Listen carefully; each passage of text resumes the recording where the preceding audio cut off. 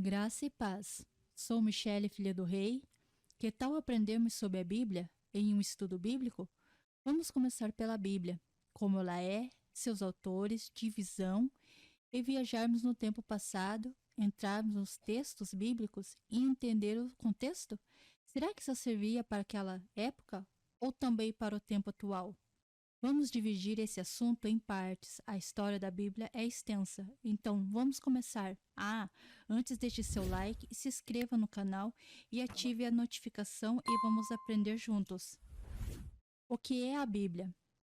A palavra Bíblia vem do latim e grego e significa livro, um nome apropriado, já que a Bíblia é o livro para todas as pessoas de todos os tempos, é um livro sem igual, sozinho em sua classe. 66 livros fazem parte da Bíblia.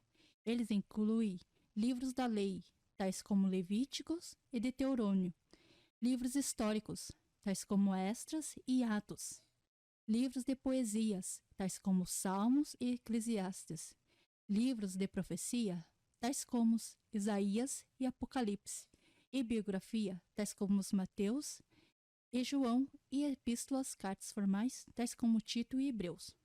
Os autores. Cerca de 40 autores diferentes escreveram a Bíblia. Ela foi criada durante o período de 1500 anos. Os autores foram os reis, pescadores, sacerdotes, oficiais do governo, fazendeiros, pastores e médicos. De toda essa diversidade, surge uma unidade incrível, com temas em comum por todo o seu percurso. A unidade da Bíblia deve-se ao fato de que, essencialmente, ela tem um autor, Deus. A Bíblia ela é inspirada por Deus. Vemos em 2 Timóteo 3,16. Os autores humanos escreveram exatamente o que Deus queria que eles escrevessem. E o resultado foi a perfeita e santa palavra de Deus. Vemos isso em Salmos 12,6 e em 2 Pedro 1,21. As divisões. A Bíblia ela é dividida em duas partes principais, o Velho Testamento e o Novo Testamento. Em resumo, o Velho Testamento é a história de uma nação e o Novo Testamento é a história de um homem. A nação foi feita a forma que Deus usou para trazer o homem ao mundo. O Velho Testamento descreve a fundação e preservação da nação de Israel. Deus prometeu usar Israel para abençoar o mundo. Vemos isso em Gênesis 12, do 2 ao 3. Uma vez que Israel tinha sido estabelecida como nação, Deus fez surgir uma família daquela nação, através da qual a bênção iria vir, a família de Davi. Vimos isso em Salmos 89, do 3 ao 4. Então, da família de Davi, foi prometido um homem que traria a bênção prometida. Vimos isso em Isaías 11, do 1 ao 10. O Novo Testamento detalha a vinda desse homem prometido. Seu nome era Jesus. Ele cumpriu as promessas do Velho Testamento por viver uma vida perfeita, morrer para tornar-se o Salvador e ressuscitar dos mortos. O personagem principal. Jesus é o personagem principal da Bíblia. O livro inteiro é sobre ele. O Velho Testamento prediz sua vinda e prepara o palco para sua entrada ao mundo. O Novo Testamento descreve sua vinda e o seu trabalho para trazer a salvação ao nosso mundo pecaminoso. Jesus é mais do que uma figura histórica. Na verdade, ele é mais do que um homem, ele é Deus em carne. E sua vinda foi o evento mais importante da história do mundo. Deus se tornou o homem para nos dar um retrato claro e compreensível de quem ele é, como é Deus. Ele é como Jesus. Jesus é Deus na forma humana. Vemos isso em João 1, 14 e do 14 ao 9. Um curto resumo. Deus criou o homem e colocou em um ambiente perfeito. No entanto, o homem se rebelou contra Deus e deixou de ser o que Deus tinha planejado para ele ser. Deus colocou o mundo sob uma maldição por causa do pecado, mas imediatamente colocou em ação um plano para restaurar o homem e toda a criação à sua glória original.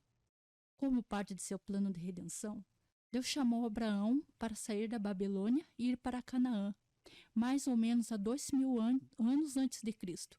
Deus prometeu a Abraão, a seu filho Isaque e seu neto Jacó, também chamado de Israel, que ele iria abençoar o mundo através de um dos seus descendentes. A família de Israel migrou de Canaã ao Egito, onde eles passaram a ser uma nação. Mais ou menos 1400 anos antes de Cristo, Deus guiou os descendentes de Israel ao deixar o Egito sob a direção de Moisés e deu a eles a terra prometida, Canaã, através de Moisés. Deus deu ao povo de Israel a lei e fez uma aliança com eles, se eles permanecessem fiéis a Deus e não seguissem a idolatria das nações ao seu redor. Eles iriam prosperar. Se eles abandonassem a Deus e seguissem aos ídolos, então Deus iria destruir sua nação. Mais ou menos 400 anos depois, durante os reinos de Davi e seu filho Salomão, Israel se solidificou em um reino grande e poderoso. Deus prometeu a Davi e Salomão que um descendente deles reinaria como um rei eterno. Depois do reino de Salomão, a nação de Israel foi dividida. As 10 tribos do norte se chamaram de Israel, e eles duraram mais ou menos 200 anos até que Deus os julgou por sua idolatria.